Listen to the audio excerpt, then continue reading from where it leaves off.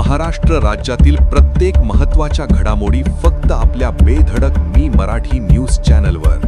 महाराष्ट्राचा बुलंद आवाज. उपसरपंच पदाच्या निवडणुकीचा राग. 7 जणांनी दोघांना केली मारहाण.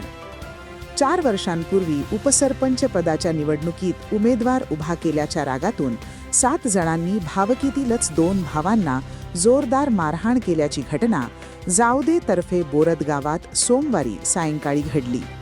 या प्रकरणी सर्व 7 जणांविरोधात मसावद पोलीस ठाण्यात गुन्हा दाखल करण्यात आला आहे.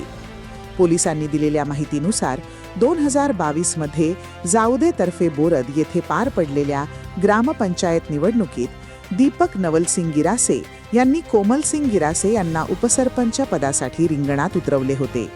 तेव्हापासून विरोधी गटातील गिरासे मंडळी यांच्या मनात दीपक गिरासे यांच्या विरोधात राग धगधगत होता.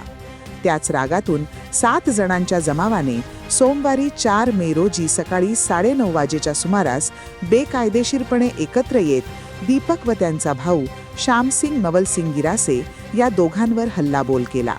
या सर्वांनी सकाळी दीपक गिरासे यांच्या घरासमोरील अंगणात येत त्यांना शिवीगाळ करीत जीवे मारण्याची धमकी दिली. तसेच हातातील हत्याराने मारहाण करीत जबर जखमी केले. यावेळी मध्ये आलेल्या श्यामसिंग यालाही या टोळक्याने मारहाण केली. या मारहाणीत दीपक व श्यामसिंग जखमी झाले. रात्री उशिरा दीपक गिरासे यांनी म्हसावद पोलीस ठाण्यात या प्रकरणी फिर्याद दाखल केली.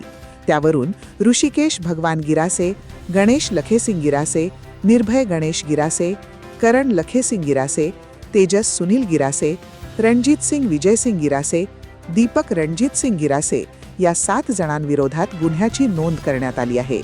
पोलीस हवालदार रवींद्र ठाकरे पुढील तपास करीत आहेत. बेधडक मी मराठी न्यूजसाठी सुमित गिरासे, शहादा.